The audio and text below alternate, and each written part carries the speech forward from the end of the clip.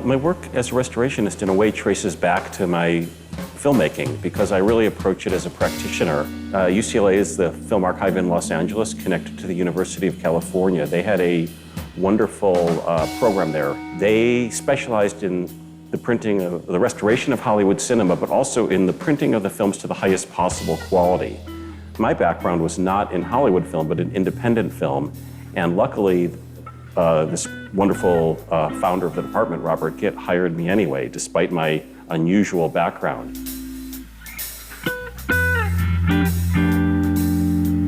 Shirley Clarke was an extraordinary independent filmmaker. Of course, she took a play called The Connection, which featured a bunch of junkies in Harlem awaiting their drug dealer who's coming to deliver heroin to them. And this was really controversial material back in the 1950s. It was a stage play, and she decided she was going to adapt this into a film. My role was to, of course, restore the film, and in this case, the material that's used to make the film was locked up by the laboratory. The laboratory had gone out of business, and a lot of filmmakers leave their films in the laboratory, and then, in this case, the laboratory closed. They were in great debt, and so everything in the lab was locked up. You couldn't get to it. So our real challenge for The Connection was in fighting the legal and bureaucratic battles. And the result is this amazing document of heroin addiction in New York in the 1960s. What do you want to hear? That we're a petty, miserable, self-annihilating microcosm? That's what you want.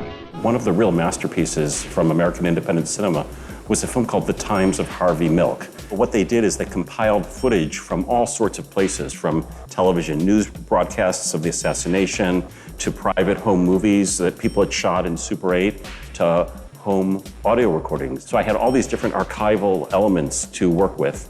And one of the real challenges that we faced with this project was giving the feel of all of the source media so that when you saw a Super 8 home movie, it looked like a Super 8 home movie. When you saw a professionally shot interview, it looked like a professionally shot interview. Room 200, I'm in the mayor's office. As president of the Board of Supervisors, it's my duty to make this announcement. Both Mayor Moscone and Supervisor Harvey Milk have been shot and killed. I'm going to talk about a film called Wanda by a woman named Barbara Loden. People are looking back at the one film that she directed, and it's extraordinary, easily as good as anything Kazan did. And I was working at UCLA, and we would receive calls from laboratories saying, we're about to close our doors. If you don't come in tomorrow, all this film is going to go into the garbage. And I found a series of cans that had the title Wanda written on them. And her name, Barbara Loden, was not on it, but I knew the importance of that title, so I took it with me in my car. I wouldn't even trust it to the UCLA van driver. I said, this is going back to the archive, but I'm making sure nothing happens to it. Listen, Judge, if he wants a divorce, just give it to him. I'm just no good. Just no good. All right, I'll talk about a film called Killer of Sheep, and it's by an African-American filmmaker named Charles Burnett. He shot it and released it in 16 millimeter. And one thing I was able to do at UCLA was to blow it up to 35 millimeter, and also to do very careful restoration work on the audio. And what happened as a result of our restoration was that the printing of the film in the course of blowing it up to 35 millimeter was so much sharper than the original prints, which had been made very low quality.